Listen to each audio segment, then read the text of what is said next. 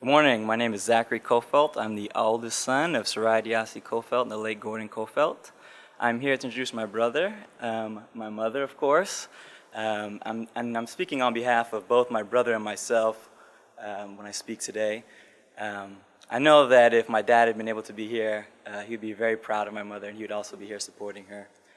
I'd like to give you a little background about us.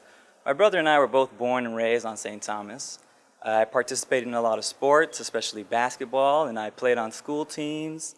Other leagues, I traveled to St. John and here in St. Croix to compete during those times. My brother and I, we love the Virgin Islands very much, and that's why we're standing here today supporting our mom. My mother is a loving, honest, hardworking, and dedicated person. From my earliest memory of my mother until now, every single memory I really have of her is her. Regardless of what's going on in her life, she's always there for us. She attended parent-teacher conferences and all of our school activities. When I played basketball, soccer, and baseball, my mom was there at all my games, cheering me on, cheering my teammates on, sometimes to my embarrassment. For my brother James, she was there with him during his music lessons and all other activities that he did. One of the biggest values that my mother really instilled in us is a love for reading. From the time we were small children, she encouraged us to read because she believed that by reading, we would have opportunities to achieve great things in our lives. We were frequently in bookstores, buying books, or at libraries, checking out books. It didn't matter if we were in the Virgin Islands or we were traveling anywhere. Reading was always an important ritual in our family. I can say today that my brother and I continue to be avid readers. We carry books with us everywhere we go, pretty much. As her son, I think I've really had a special window into my mother and how she serves the people of the Virgin Islands and how much she loves them. When she was a judge, she would have my brother and me sitting in the courtroom listening to some of her cases.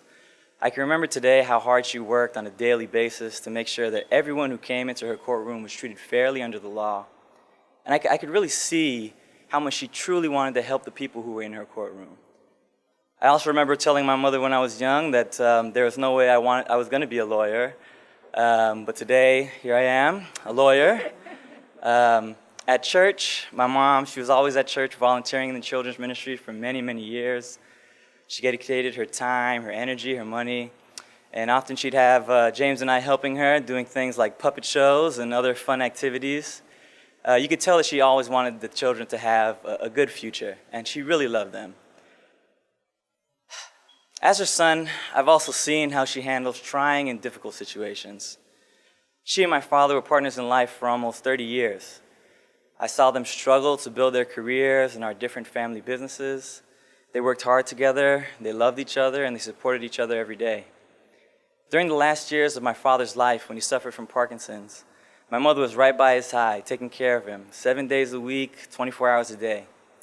I could see how hard it was for her to watch my dad dealing with this disease and how exhausting it was to take care of him, her 2 sons, and our family businesses all at the same time. Today, when I look back on those difficult times for our family, I have no idea how she did it. But she was really amazing because she did it all.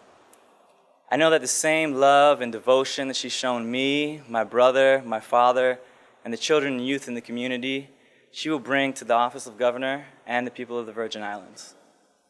Please welcome my mother, Soraya Coffelt.